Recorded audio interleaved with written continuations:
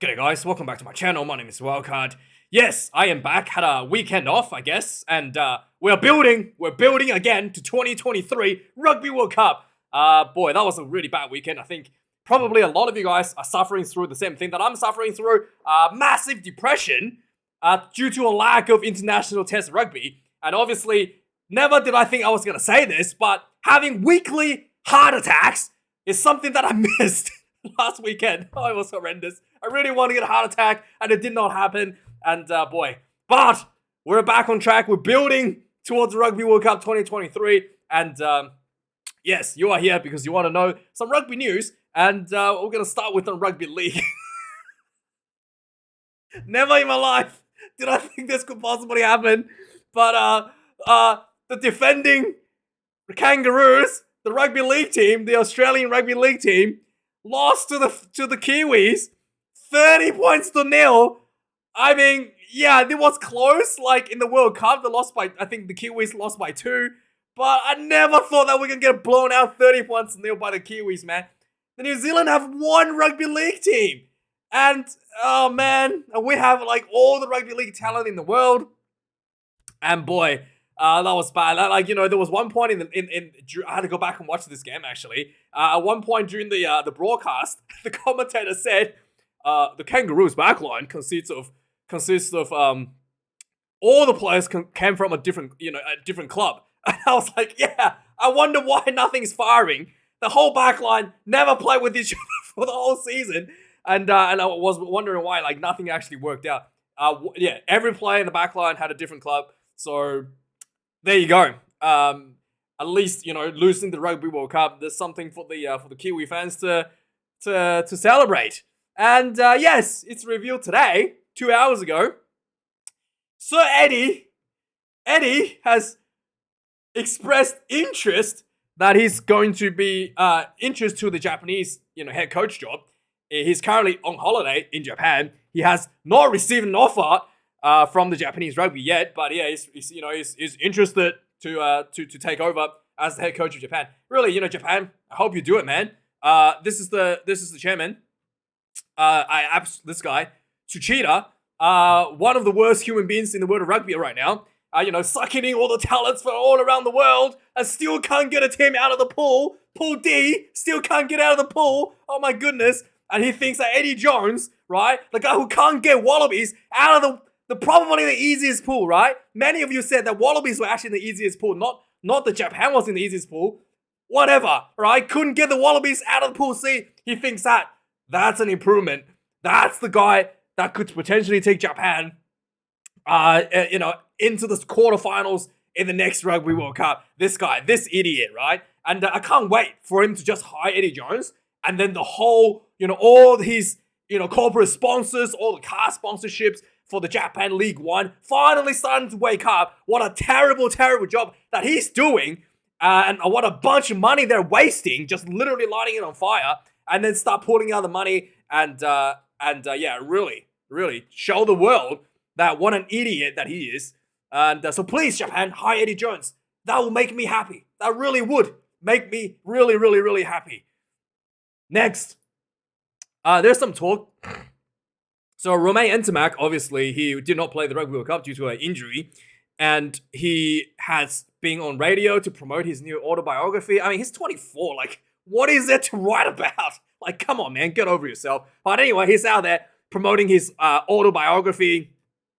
And he talked about that he's interested in potentially one day playing Super Rugby. But boy, man, okay, dude. I would like to see you, maybe like another 10 years when you're retiring, you can come over. But I highly doubt you want to play Super Rugby in the prime of your life. But anyway, Angus Tarver has resigned with the Blues after, I think, 1 or 2 seasons with the Chiefs. So he's back at the Blues. Tarver, can't wait for him to come back to the Waratahs. Sooner or later, he will eventually get back here. I thought, Tarver has been, is at a pretty tough time with the All Blacks. Losing the Test series, getting red carded against Ireland last year. But he's just going to rebuild, mate. Just going to stick to it and get yourself back onto it. Johnny Sexton has been criticized this week by his own, subjects, right, in Ireland. he basically made this, post on his, whatever this is, Instagram. And all of this, you don't have to read it. It's basically like him thanking everybody he can think of.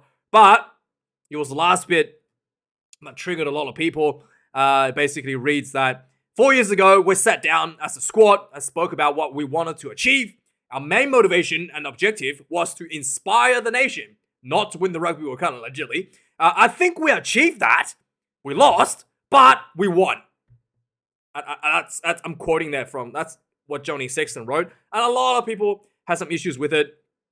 And there is basically accusations that is not something that Johnny Sexton would say. That they felt that this is a statement written by someone else, and that was, posted by Johnny Sexton.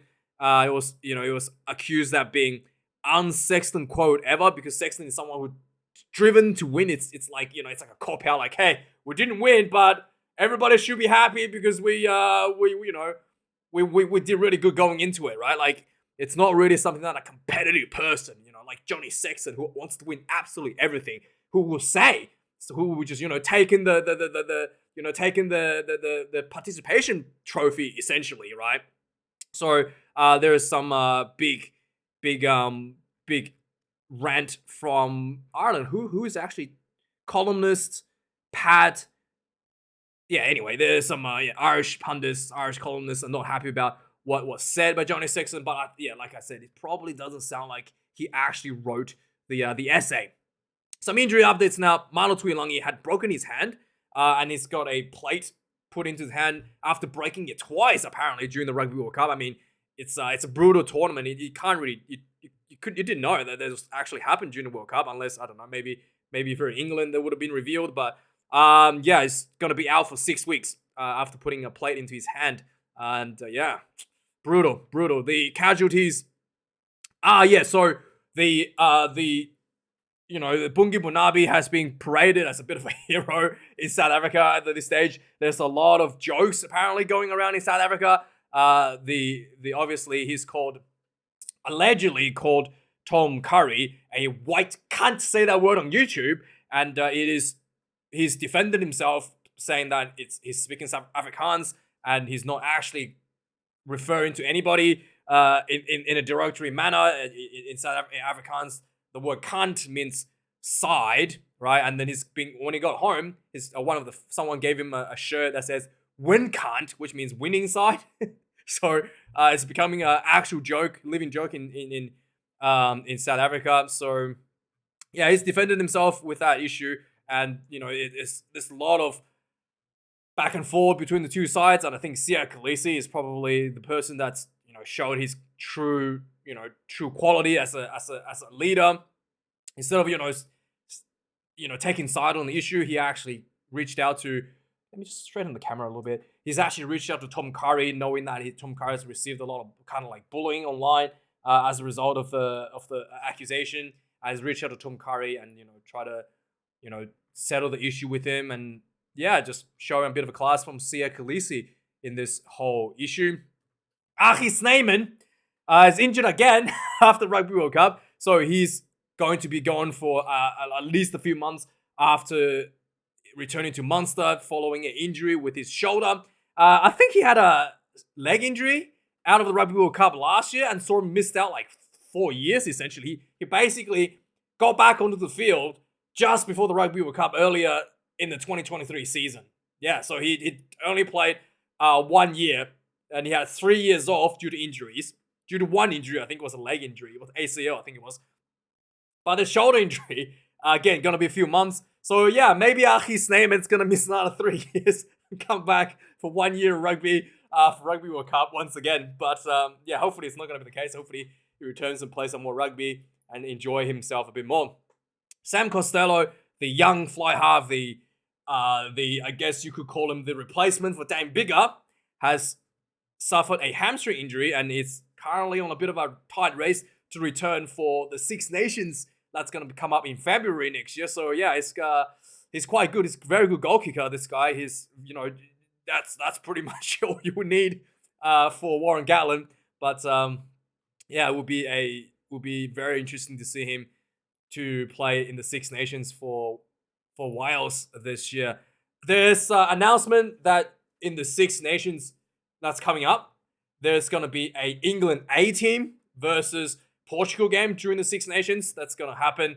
And it's going to be a team that is operated by Borthwick, basically the England side, but it's going to be consist largely of the younger players, under 20 players coming through the ranks. And yeah, it's a great opportunity for both Portugal to develop their ranks a bit more and for England Rugby to bring on their youngsters. Next up, some injury update out of Scotland. Jamie Ritchie will make his return after sustaining a shoulder injury during the Rugby World Cup pool stage, so he's out for like a couple months now.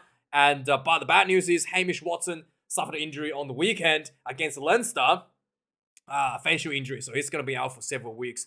Hamish Watson, and this one I don't really care. It's sevens.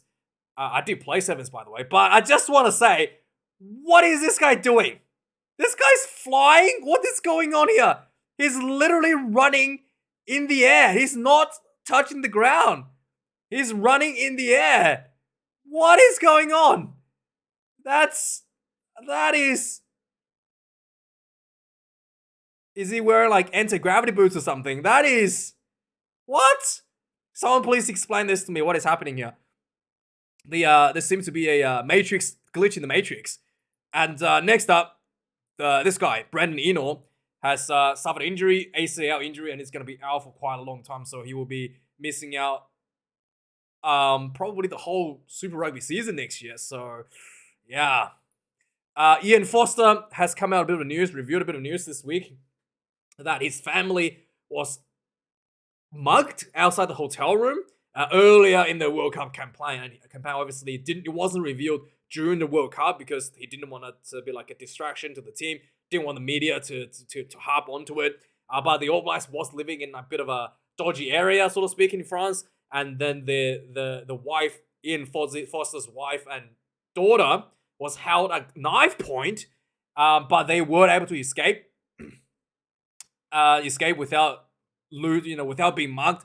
But yeah, it was not a very pleasant ordeal for the Ian Foster family, and as a result, the whole team ended up changing hotel because of this little bit of an ordeal that happened earlier in the tournament. So Leigh Halfpenny has signed with the Crusaders. That's exciting. And so Razor has left the Crusaders, right? And immediately seems to me that the wheels has fallen off the Crusaders camp, that Leigh Halfpenny is being considered to play a 5-half. Welcome the opportunity where the Crusaders fly half number 10 jersey next season after 1 year deal with the club. I didn't know. Is Fozzie coaching the Crusaders now? Like, what's happening? Razor literally just left, and then you've got players imported from overseas to come into play at a 10 jersey. Are you serious? Out of position, by the way. So yeah, is Fozzie taking over the Crusaders? I thought Fozzie was in Japan, but apparently he's probably taking over the Crusaders. Next up, Stephen Jones, the former Welsh. I think it was a centre, if I was correct. But yeah, he's joined the Tana Umaga at Moana Pacifica as a coach, Stephen Jones. And is he a winger or is it a centre? I think it might be a winger.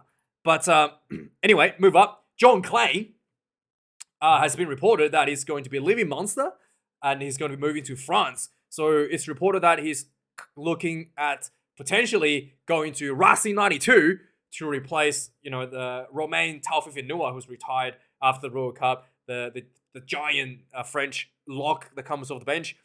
He's retired, so he's looking at it's going to be a potential replacement for him at. Wait.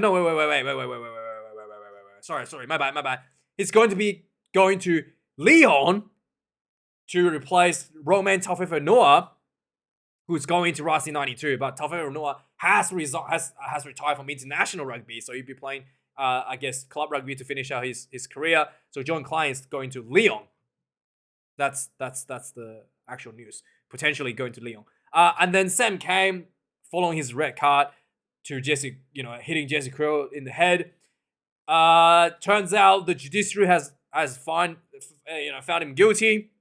He's going to miss out 3 games going into next season, and he has decided to take his sabbatical next year as well in 2024. So he will be playing in Japan in the Sun Goliath next season as well. So he's going to miss out 3 matches, opening matches for the Japanese Sun Goliath with his sabbatical. So yeah, his sabbatical is off to a great start. An extra 3 weeks off to sightseeing the Japan, get used to the sushi, get used to the sake, learn a few phrases here and there, and go watch some sumo wrestling maybe, and then he will be 3 weeks in, and he'll be getting back onto the field. So Sam Can's got a bit of extended break there. Next up, so there's been a research that has been done by the University of Otago in New Zealand, and they basically put like mouth guards that has like detective, has like a chip in it, detective the impact in a lot of the players, and in the kids rugby as well, and did a research on what sort of impact that the people are experiencing on their heads. So they found that overall, which is good news, that the rugby is actually quite safe, at least in the low levels. It's quite safe. 86% of the forces are no bigger than someone that's jogging or running or skipping. So that's pretty much your everyday sort of impact measured in the head. And then there's 94% of the forces are not higher than people riding a roller coaster. So it's a bit of a shock, bit of a shocking stuff, but it's not really like horrendous. And then the really bad ones are largely due to poor technique in terms of getting hit in the head. But yeah, so overall, I guess it's good news. I guess it's a good study to see what sort of impact that actually exerted onto a player's head whilst playing rugby. And I think it's mostly just a sign that a lot of this are a lot of this are like low level rugby kids and stuff. So it's just a good sign that rugby is a safe sport, I guess, for children. And that's kind of like what they wanted out of the study, right? That's the conclusion they wanted to get out of the study. Next up, Jasper Wiese has been talked about going into France to play for Stade de France. He was in the Tigers in England. He'll be moving to potentially Stade de France. There's some negotiations going on with him. And next up, Rassie, the King Erasmus, has taken over the head coach with Jackson Inaba moving to Ireland. And Rassie has finally returned to the helm. And his assistant, Felix Jones, will be going to England as well. So Rassie will have to look at finding a few people to replace him underneath him. And yeah, we'll see how he goes. We'll see what he does. But Rassie is a genius, and he's a very strategic master. He surely has read a few strategic books here and there, and I'm sure he'll be okay. He will be okay. And Rassie, if you need someone to signal the traffic lights, I can do that. Okay, just give me a call. Give me a call, Rassie. I'll do the traffic lights for you. Real good. So Alan Alatoa has been talked about moving to Clermont next summer. In fact, he will be going to Clermont next summer, finishing his time with Leinster in Ireland. Alan Alatoa is a former Crusaders player. His brother is Alan Alatoa, plays for the Wallabies. Michael also plays for Samoa, in the Rugby World Cup as well. So he's a really, really good player. Next up, we've got Dan Keller. There was a lot of talk about Eddie Jones' replacement, and Dan Keller has said, no, thank you. I'm very happy in the Gallagher's Premiership, in the rain, in the cold, in England, living in absolute misery, but he's happy to stay there, not taking the job in over the Wallabies. So that's confirmed there. Mateo Carreras, the sensational winger for Argentina, has there's some talks that he's going to be leaving the Newcastle Falcons from England, and he will be moving to France in Bayonne. So that is the talks for Mateo Carreras. And finally, Kolisi said he was going to retire, and he's not, apparently, not going to retire. So Kolisi has signed with the Kabuta Spears in Japan. Kabuta Spears is the winning team in 2020, like last season. Okay, so 2023 season, 2022-2023 season. So he's going to be there to replace Malcolm Marx, who's injured following the Rugby World Cup. So yeah, Kolisi will be there to have a good time of his life, have some fun, calling a few people out, surely. And yeah, Kolisi, we're going to miss you, mate. We're going to miss you. But have fun in Japan. Kabuto Spears, the championship team, and he'll have a good time. He'll be a good replacement for Malcolm Marx as well in the side. So yeah, I'm pretty sure he will be playing with Bernard Foley as well in the team. So he's in the same team as Bernard Foley. So yeah, that's some good action to see. And yes, so that's the news for last week. Thanks for watching, guys. Thanks for anybody who likes and comments and subscribes and supports me financially. And yeah, channel's gonna die, but we'll see. We'll see what happens. Thanks for watching. I was gonna do a what do you call it? A a plan to rescue Australian rugby, and then I kind of realized what a waste of my time. If the chairman Hamish McLennan is not gonna resign, why should I bother wasting my time to help him? I honestly don't care. I just hopefully that it's a frat house at Rugby Australia, and I honestly can't be bothered. So anyway, guys, I literally got a presentation written down here, but I just can't be bothered. So anyway, guys, thanks for watching. If Hamish McLennan resigns, I will release my plan as soon as he gets removed. But yeah, it's not very likely. So screw him. He can pay me if he wants to hear it. But yeah, anyway, guys, thanks for watching. Like, comment, subscribe. See you guys next week. Oh yeah, I'll probably do a updated World Rugby. What is it? The World Rugby rankings this weekend. So keep an eye out for that. And have a good week. I'll see you guys later. Cheers.